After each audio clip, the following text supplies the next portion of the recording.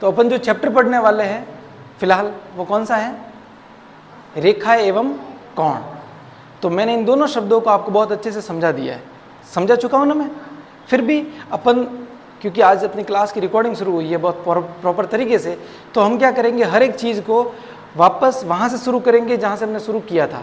तो इससे दो फायदे हैं, आपने जो कुछ पढ़ा था वो आपका क्रॉस चेक होता रहेगा, आपको याद आने लगेगा कि क्या मुझे याद है या नहीं है। अगर याद नहीं है तो अच्छी बात है, और अगर याद हुआ और मैंने बता दिया तो नॉलेज और ज़्यादा अच्छा हुआ, इनहेंस हो गया, तो फायदा ही है, नुकसान तो किसी तरह से है नहीं।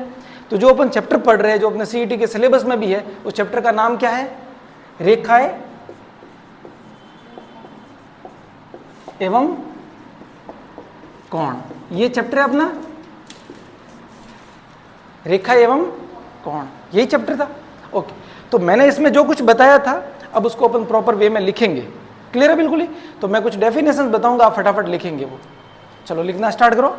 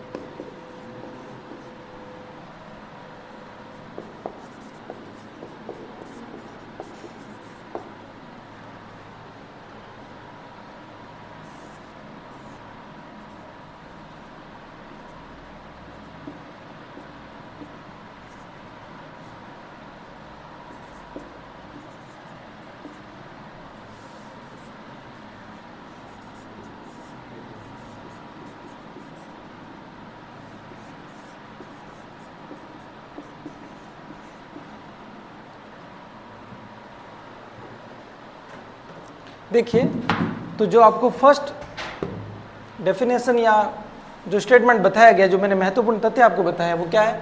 एक सरल रेखा पर आसन्न कोणों का योग कितना होता है? 180। अब आसन्न का मतलब क्या है? देखो शब्दों पे गौर करो।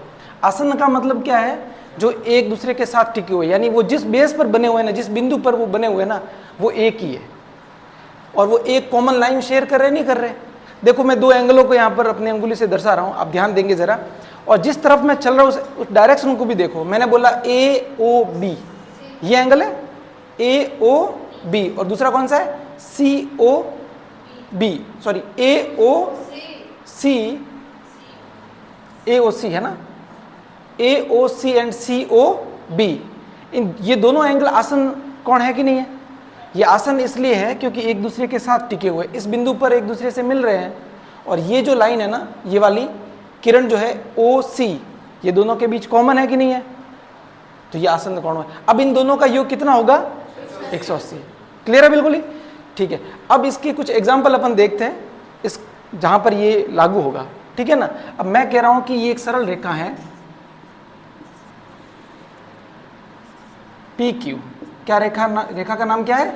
PQ, जिस पर कोई बिंदु है O, और यहां पर कोई कोण बन रहा है जो कि है 30 डिग्री, और मैंने आपसे पूछा है कि एंगल POC का मान क्या होगा, बताओ। 150 डिग्री होगा। तो आपने कैसे निकाला? ये पूरे कोण का मान 180 डिग्री है, जो दे रखा है उसको माइनस कर दिया, तो पीछे जो बचा वो कितना हुआ? 180 में से 30 माइनस किए तो कितना है? 150 डिग्री। तो बहुत इजी क्वेश्चन था ये। तो ये जो फर्स्ट जो अपना जो स्टेटमेंट है इस चैप्टर का, वो यही कहता है कि एक सरल रेखा या एक स्ट्रेट लाइन पर बनने वाले आसन्न कोणों का योग कितना होता है? 180 डिग्री। अब यहाँ पर देखिए, अगर दो कोण दे रखे हैं तो भी ठीक है, दो से ज्यादा कोण दे रखे हैं तो भी ये बात लागू होगी। समझ में आ रही है नहीं आ रही बात आपको? ठीक है ना। अगर दो से ज्यादा कोण दे रखे हो तो भी ये कथन बिल्कुल क्या है? सही है। ठीक है ना। फिर आगे दूसरा बिंदु लिखिए।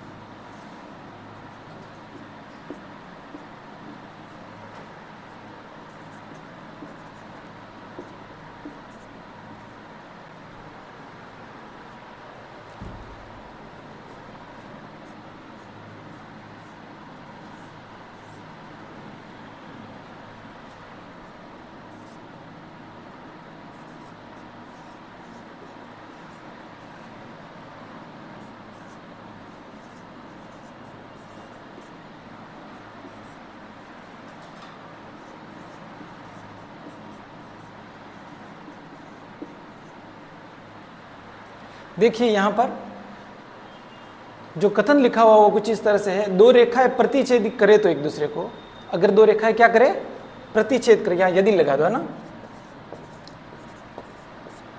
यदि दो रेखाएं एक दूसरे को क्या करे, एक तो हिंदी में मिस्टेक होगी मेरी बहुत सारी, यदि दो रेखा एक दूसरे को क्या करे, प्रतिच्छेद करे, यानी एक दूसरे को इंटरेक्ट करे, काटे, है ना, तो वहां पर बनने वाले शीर्षाभिमुख कोण यानी कि एक्सटीरियर एंगल जो होंगे, बाहर की तरफ बनने वाले एंगल, वो क्या होंगे, एक दूसरे के बराबर। तो ये तो जनरल स्टेटमेंट है। अब इसको यहाँ पर चेक कर रहे हैं, यहाँ पर देखिए दो रेखाएं दे रखी है। अब मैं इसको रेखा क्यों बोल रहा हूँ, क्योंकि दोनों तरफ अग्रसर है, ये मैंने आपको अंतर बताया था। देखिए ये तो होती है रेखा, ये होती है किरण, और ये होता है रेखाखंड, बताया था ना तीनों।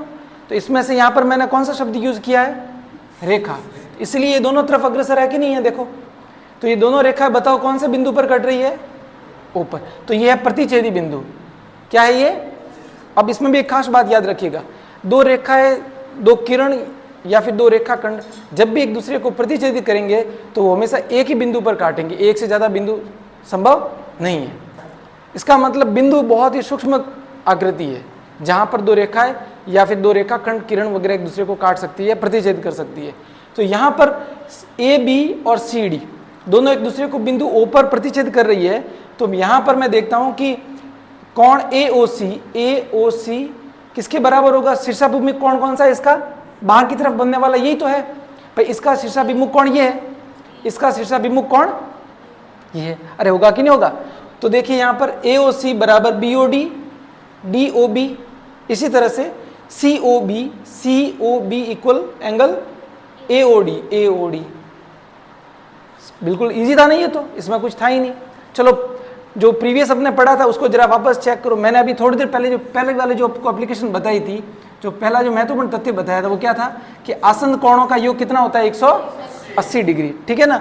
अब इसको आप यहाँ पे चेक कर सकते हो। मैं कहता हूँ कि ये एंगल मान लीजिए 30 डिग्री है, कितना है, अभी आपको ये सब नहीं लिखना है, ये आपको समझाने के लिए बता रहा हूँ मैं इसका एप्लीकेशन, ठीक है। मान लीजिए ये कोण 30 डिग्री का है, तो ये कितना हुआ, 150, 150 हुआ कि नहीं हुआ। 150 कैसे हुआ, मैंने पहले एप्लीकेशन को, मतलब पहले तथ्य को यूज किया है, जो क्या कहता है सरल रेखा पे बनने वाला कोण 180। तो ये 30 है ना, तो ये जो एंगल होगा COB ये 150 होगा, ठीक है। अब मैं इसको देखता हूँ AOB को, आप स्ट्रेट लाइन AOB को देखो, जहां मैं हाथ मूव करवा रहा हूँ, दिख रहा है आपको। अब देखो ये कितना है, 150। अब ये पहला वाला एप्लीकेशन इस पे अप्लाई करो, ये 150 है तो ये कितना होगा, 30। अरे होगा कि नहीं होगा, 30। तो देखो 30 बराबर हुए नहीं हुए। तो यानी कि ये जो दूसरा जो तथ्य है, दूसरा जो कथन है, वो पहले से ही आया हुआ है। पहला जो कथन अपने को कह रहा था उसी से ही आया है। देखो इसी तरह से ये मैं कैसे निकाल सकता हूं, मैं कह रहा हूं कि भाई ये 30 है, तो ये वापस AOB को मैं देखता हूं, ये 30 है तो ये कितना होना चाहिए, 150। कैसे हुआ 150, 180 में से 30 को माइनस कर दिए तो ये 150, तो ये भी आ गया 150। तो ये इसका शीर्षाभिमुख कोण बराबर हुआ नहीं हुआ। तो दोनों चीजें याद रहेगी आपको। एक बार वापस रिकॉल करो कि सरल रेखा पर बनने वाले आसन्न कोणों का योग होता है 180 डिग्री, ठीक है। दूसरा क्या तथ्य बताया मैंने आपको कि दो रेखाएं एक दूसरे को प्रतिच्छेद करे तो उनके शीर्षाभिमुख कोण क्या होता है, बराबर, ठीक है ना। चलिए आगे बढ़े, ठीक है। तीसरा कथन लिखो, समझ में आ तो रहा है ना सबको, बहुत अच्छा। तीसरा कथन लिखिए, और ये बहुत ही इंपॉर्टेंट है, ठीक है ना।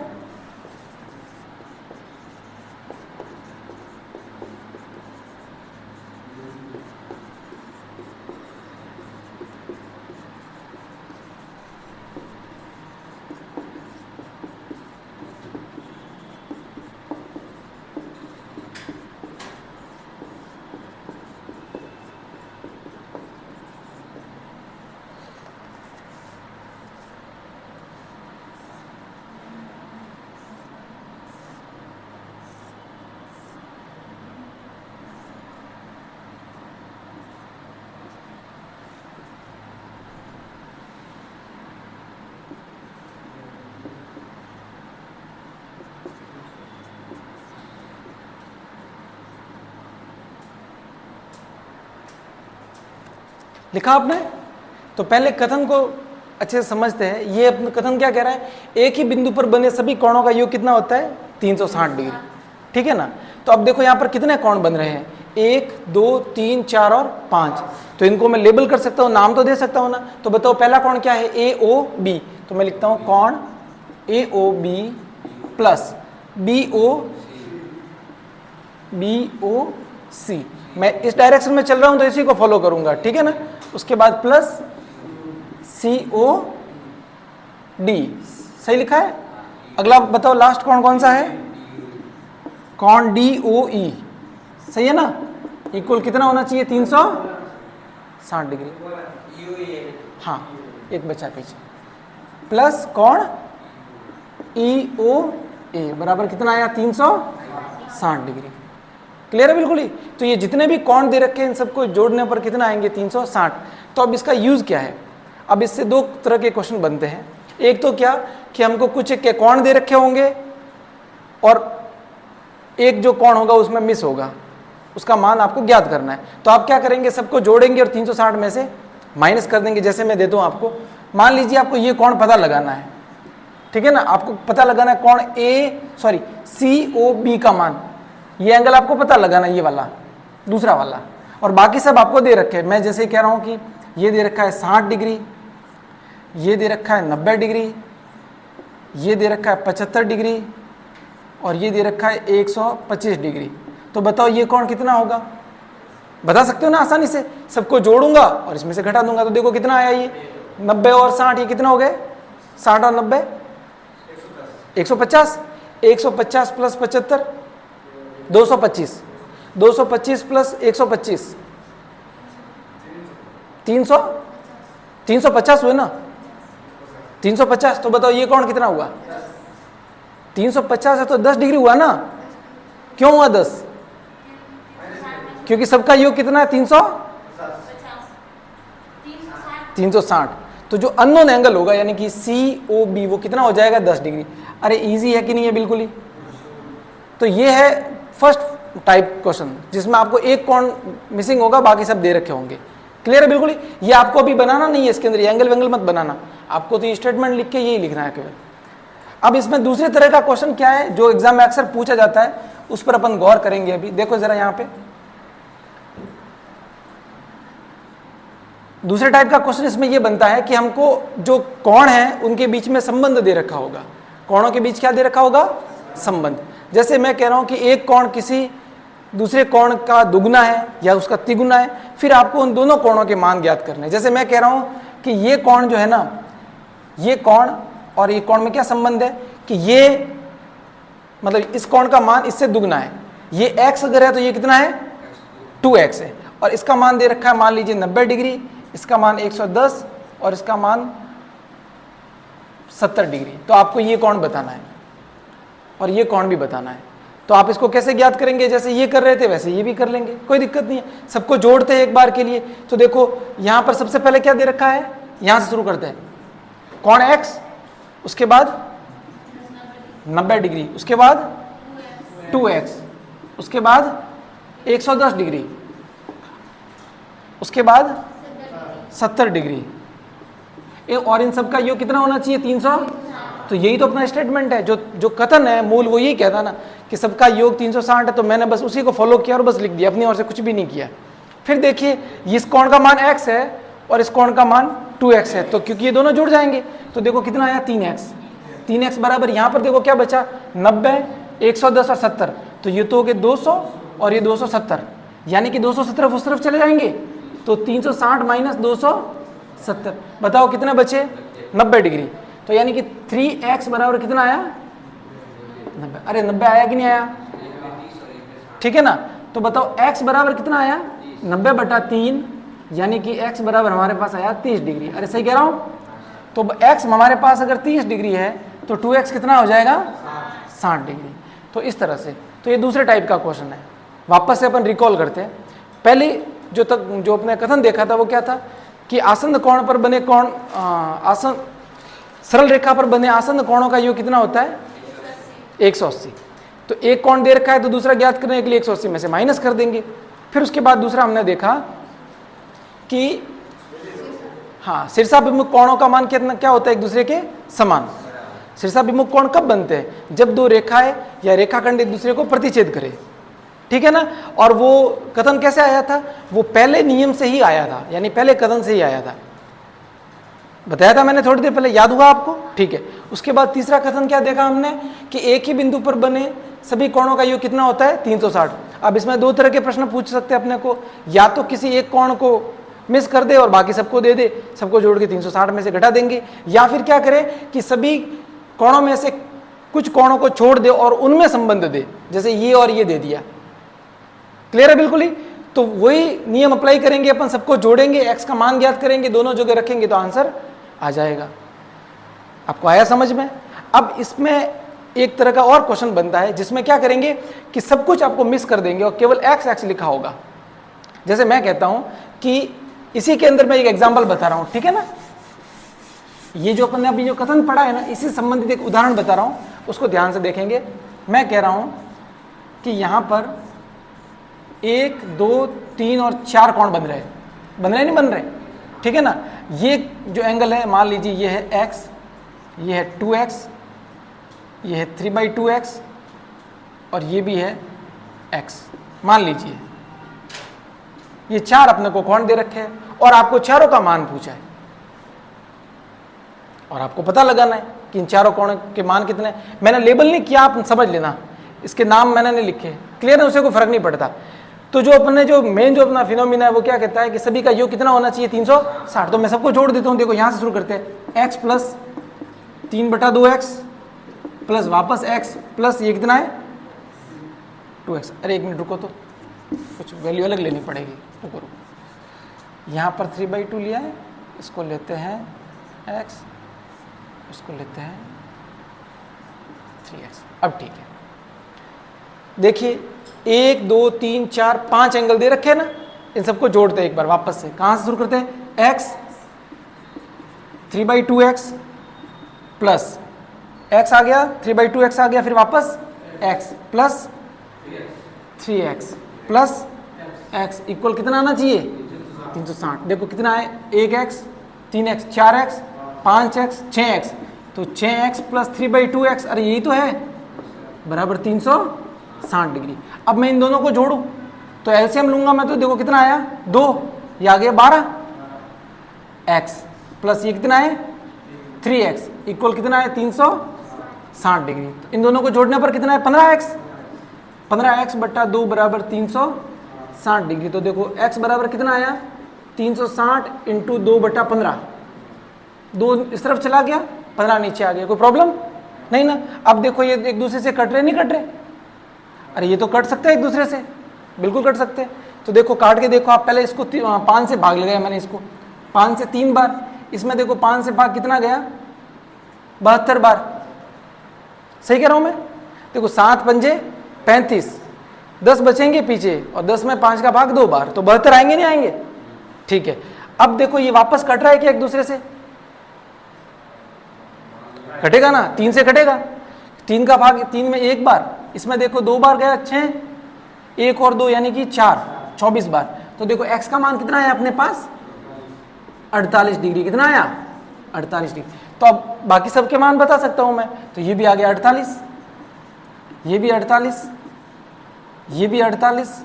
अब ये 3x है ना, तो 48 गुणा 3 हो जाएगा, समझे कि नहीं समझे? तो ये 3 गुणा 48 और ये क्या हो जाएगा? 3/2 गुणा 48। वो आप सॉल्व करके लिख देंगे। क्लियर है बिल्कुल ही? तो अब आप नोट करो कि इस क्वेश्चन में किसी भी कोण का मान नहीं दे रखा था, फिर भी हमने सारे कोणों का मान निकाल दिया।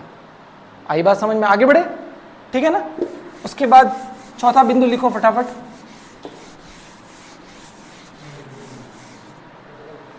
समझ में आ रहा है ना सबको?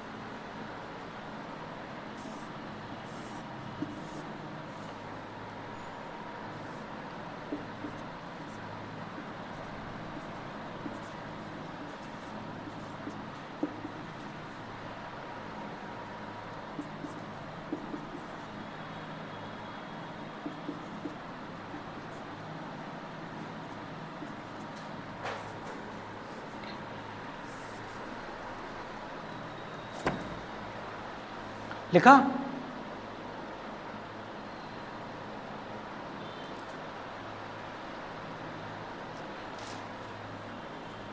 देखिए जरा, अब यहां पर मैंने इस स्टेटमेंट के अंदर एक शब्द को अंडरलाइन किया है, मतलब है ना, उस पर थोड़ा गौर कीजिए, कभी मैं समझाऊंगा।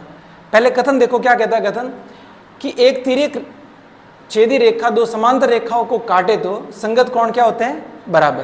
पहले तो देखो शर्त क्या है कि दो समांतर रेखाएं होनी चाहिए जो हमारे पास है।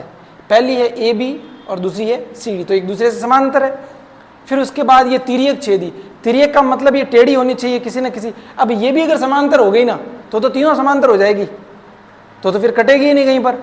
इसीलिए दो तिर्यक होनी चाहिए और तीसरी जो है वो क्या होनी चाहिए, मतलब दो समांतर होनी चाहिए और तीसरी जो है वो तिर्यक होनी चाहिए, तभी उनमें प्रतिच्छेदन होगा, एक दूसरे को काटेगी। तो हमारे पास दो प्रतिच्छेदी बिंदु प्राप्त हुए, एक तो है जी और एक है एच, ठीक है ना। तो अब यहाँ पर संगत कोण जिसको मैंने अंडरलाइन किया, इस पर आपको थोड़ा सा गौर करना है। संगत कोण वो होते हैं जो एक तरफ बनते हैं तिर्यक रेखाओं में। जैसे मैं कह रहा हूं कि ये कोण और ये कोण संगत कोण है, एक ही तरफ बने नहीं बने। देखो जरा, ई जी बी, कौन सा एंगल? ई जी बी, और एंगल जी एच डी, ये संगत कोण है, तो ये बराबर होंगे। तो मैं यहां लिखता हूं कोण ई जी बी बराबर किसके हो जाएगा? कोण जी एच डी। कोई प्रॉब्लम तो नहीं आपको? अरे इजी है ना। अब यही बात दूसरी जगह पे भी लागू होगी। जैसे यहां पर देखो ए जी ई, ये कोण किसके बराबर होगा बताओ जरा? C H G. अरे होगा कि नहीं होगा? क्लियर है बिल्कुल ही।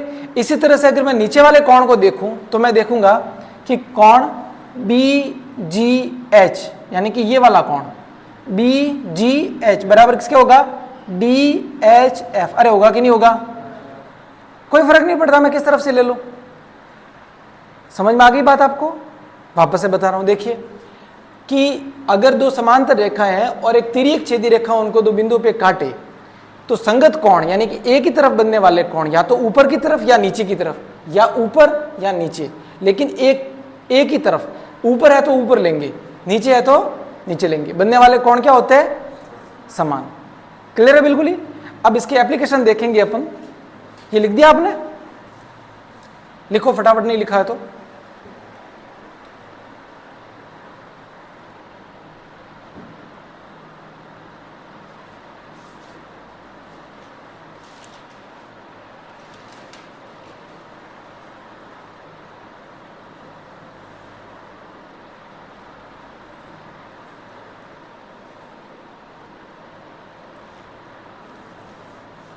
लिख दिया?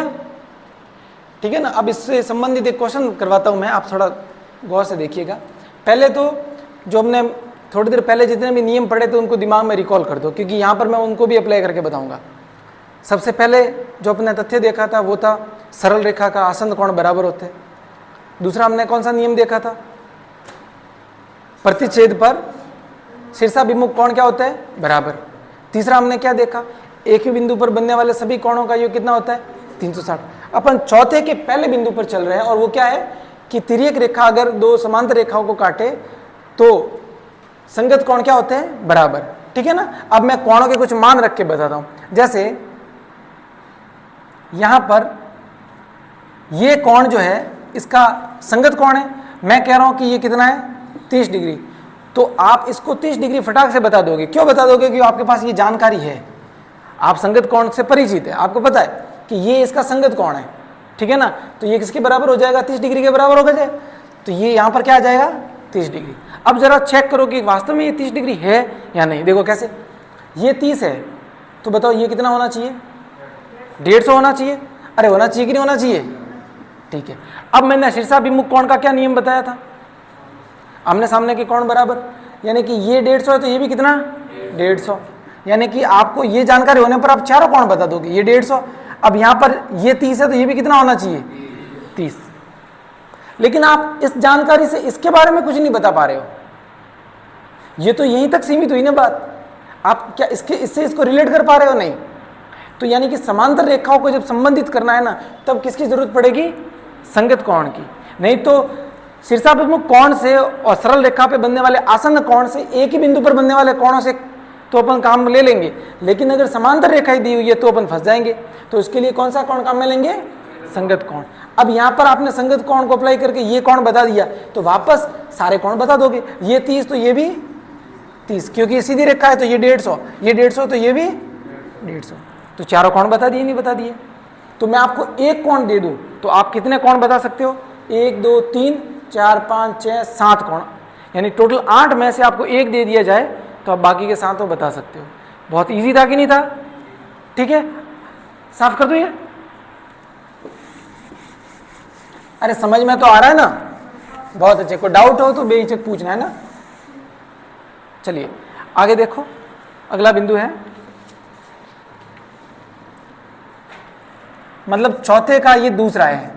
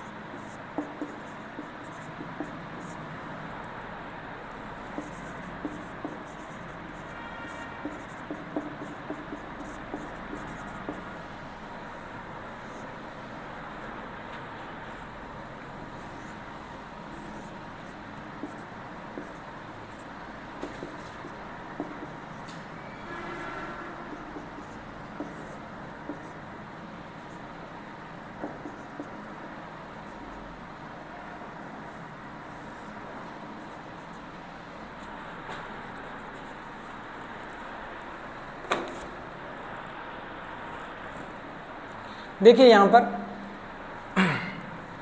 पहले आपने कथन लिखा, अब जरा समझो है ना, इसको पढ़ के फिर मैं आपको डिनोट करके बताऊंगा। यदि एक तिर्यक छेदी रेखा, यानी ये वाली तिर्यक छेदी रेखा जो अभी थोड़ी देर पहले पढ़ा था बिल्कुल वही है, दो समांतर रेखाओं को काटे तो एकांतर कोणों का प्रत्येक जोड़ा क्या होता है? बराबर। अब ये एकांतर कोण क्या होते हैं? ठीक है ना, जैसे अब ये संगत कोण अपने पढ़े थे तो संगत कोण एक ही तरफ बन रहे थे, एकांतर कोण क्या होते हैं? एक दूसरे के विपरीत बनते हैं। यहां पर ये कोण जो है इसका एकांतर कोण है।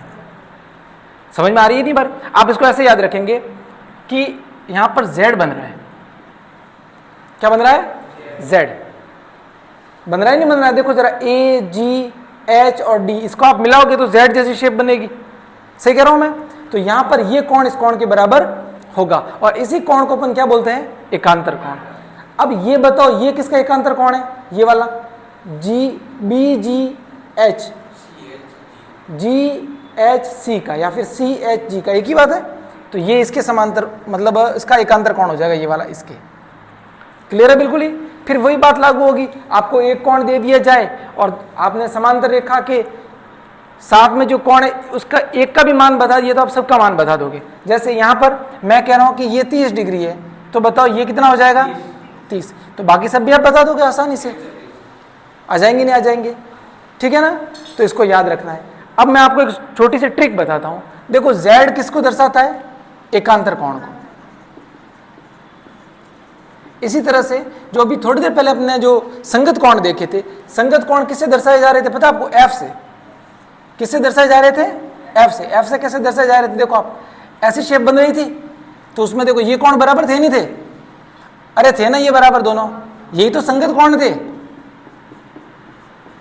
क्या संगत कोणों की शेप ऐसी नहीं थी? ऐसी थी। तो देखो ये f जैसा दिख रहा है नहीं दिख रहा आपको? अगर मैं केवल इन पे ध्यान दूं तो मुझे f नहीं दिखाई दे रहा क्या? f ही दिखाई दे रहा है। तो एफ जैसी शेप अगर हो तो वहां पर संगत कोण, जेड जैसी शेप हो तो वहां पर एकांतर कोण, ठीक है ना। इसी तरह से अगर एक्स जैसी शेप है तो वह है शीर्षाभिमुख कोण। अभी थोड़ी देर पहले बताया था ना,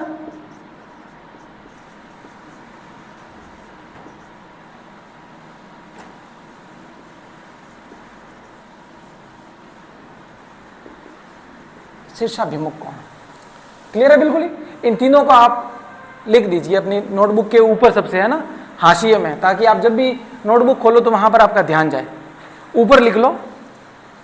ये छोटी छोटी बातें हमको एग्जाम में पास करवाती है तो तुरंत याद आ जाती है ना। इतनी लंबी चौड़ी बातें याद रहे ना रहे, ये जरूर याद रह जाता है कि एफ बनता है तो संगत कोण, जेड बनता है तो एकांतर कोण, और एक्स बनता है तो शीर्षाभिमुख कोण। क्लियर है बिल्कुल ही। आगे बढ़े। इसका एक एग्जाम्पल भी बता दिया आपको। ये आपको आया, समझ में नहीं आया, ठीक है ना। अभी हम क्वेश्चन भी करेंगे अच्छे खासे, है ना। ठीक है, यहां तक सारा कुछ कंप्लीट हो चुका है। अब अपन एग्जाम्पल पे आते हैं, क्वेश्चंस पे आते हैं, ठीक है। चलिए, मैं यहां पर क्वेश्चन लिखूंगा, आप भी उस क्वेश्चन को अच्छे से ध्यान से देखेंगे, फिर अपना काम शुरू करेंगे, है ना। आपको क्वेश्चन लिखना नहीं है जब तक मैं ना कहूं।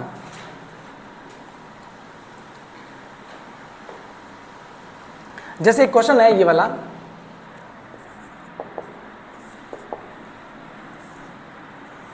तीन कोण दे रखे हैं, x, y और z, और मैं कह रहा हूं कि कोण x अनुपात कोण y अनुपात कोण z बराबर दे रखा आपको।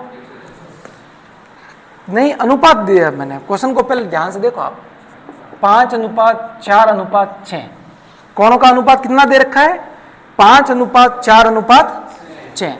और आपको बताना है इन तीनों कोणों के मान। यहां पर मैं लेबल कर सकता हूं कुछ भी, जैसे मान लीजिए ये ए, ये ओ, ये बी, ठीक है ना। यहां पर ये सी और यहां पर ये डी। तो इन तीनों कोणों को मैंने दर्शाया है, इस कोण को x से, इस कोण को y से, इस कोण को z से। और मैं कह रहा हूं कि इन तीनों का अनुपात कितना है? 5:4:6। और मैं आपसे पूछ रहा हूं कि बताओ कोण y बराबर क्या है, ये आपको पता लगाना है। आपको पता क्या लगाना है? पहले हमको अपना मोटिव तो पता हो, हमें पता लगाना है कोण y का मान, जबकि मुझे जो सूचना दे रखी है वो किस बारे में है? तीनों का अनुपात। अब हम फ्लैशबैक में चलेंगे, पीछे की तरफ नजर डालेंगे। हमने जो सबसे पहला जो कथन लिखा था वो यहाँ पर आ रहा है, आसन्न कोण का। आसन्न कोणों का योग, चाहे वो 2 हो चाहे वो और भी ज्यादा हो, उन सब का योग होता है 180। तो मुझे ये पता है कि इन तीनों का योग 180 है।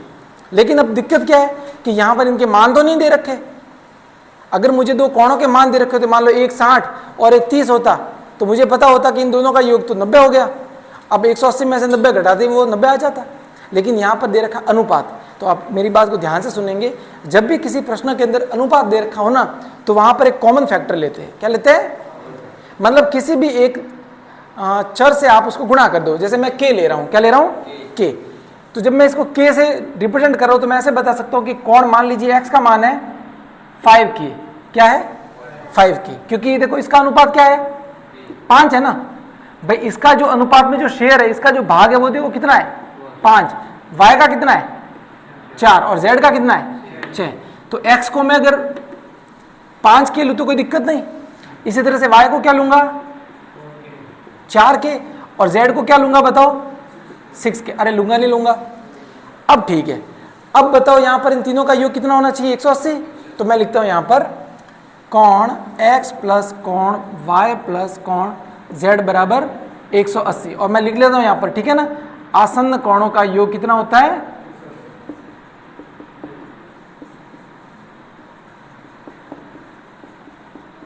180।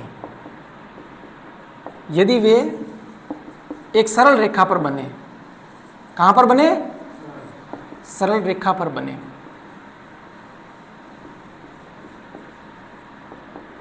ठीक है ना। तो देखो ये सरल रेखा ही तो है, ए ओ बी। चलिए अब x का मान बताओ क्या है? यहां पर 5k। y का मान क्या है? 4k। और z का मान क्या है बताओ? 6k। सबको जोड़ दिया, कितना आना चाहिए? अब उसके बाद तो बहुत बेसिक मैथमेटिक्स है और आसानी से कर लोगे आप। 5 + 4 9, 9 + 6 15। 15 क्या आया? तो मैं कहता हूं कि 15k बराबर कितना आया? 180 डिग्री। तो बताओ k बराबर कितना आया? 180/15। 15, भाग लगा देते हैं दोनों के अंदर, ठीक है ना। तो देखो कितनी बार गया, एक बार, 15 है, 3 और 0 30, यानी कितना आया, 2 बार, यानी कि k का मान कितना आया, 12, कितना आया, 12। अब इसको यहां पर रखूं मैं तो बताओ x का मान कितना आएगा, 12 गुणा 5, 12 गुणा 5 आएगा ना। इसी तरह से यहां पर रखूंगा तो क्या आएगा, 12 गुणा 4, और यहां रखूंगा तो 12 गुणा 6। लेकिन पूछा किसका है, y का। तो मैं लिखता हूं कि कोण y बराबर कितना दे रखा था, 4k। अरे कितना दे रखा था, 4k, और k का मान बताओ कितना है। कोण y बराबर हो जाएगा यहां पर 4 गुणा 12, यानी कितना आया बताओ, 48 डिग्री। तो ये अपना आंसर है। इसे हमको वही पूछा तो हमने वो लिख दिया। बाकी कोण भी आप पता लगाओ, बताओ ये y का मान है तो x का मान बताओ कितना आया, x का मान 5 की हो जाएगा, यानी कि ये देखो कितना आया, कोण x बराबर हो जाएगा अपने पास 5 गुणा 12, यानी कि कितने हो गए, 60 डिग्री। इसी तरह से देखो कोण z, ये कितना दे रखा था, 6k, ये हो जाएगा कोण z बराबर हो जाएगा 6 गुणा 12, यानी कि 72। अरे हुआ कि नहीं हुआ। चलो आप अपने आंसर को क्रॉस चेक भी कर सकते हो। अगर मैं इन सबको जोड़ू तो देखो 180 आएगा। देखो 8 और 2 10, हासिल लगी 1, 4 और 6 10 और 11, 11 और 7 18। अरे 180 डिग्री आया कि नहीं आया, ऐसे। तो अगर अनुपात में दे रखा हो तो आप क्या लेंगे, एक कॉमन फैक्टर लेंगे। यहाँ पर मैंने k ले लिया, आप k की जगह कोई और भी m n कुछ भी ले सकते थे, समझ में आई। x मत लेना क्योंकि x यहाँ पर दे रखा है, कंफ्यूजन हो जाएगी, ठीक है। इसको नोट कर लो, एक बार अच्छे से लिख लो।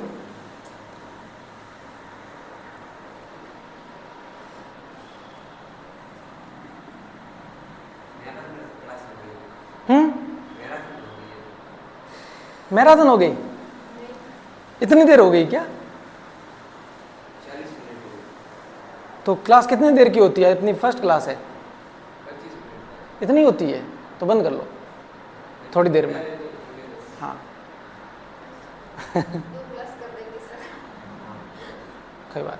देखो अपना पहला दिन है तो गलतियां होती है, गलतियां मतलब एक्सपीरियंस में गलतियां, यहाँ बोर्ड पे गलती नहीं, यहाँ पे आप जहाँ पे भी पढ़ो, आप ऑनलाइन पढ़ो ऑफलाइन पढ़ो, बस ईमानदारी रखो पढ़ने में। कि माइक तो ऑन है ना,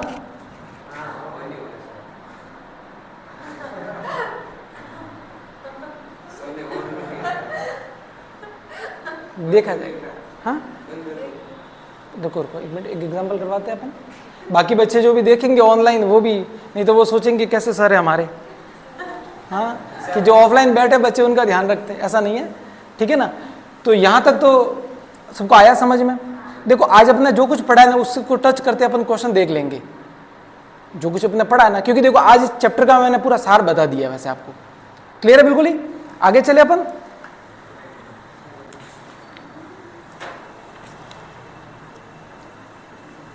ठीक है, अगला क्वेश्चन देखिए।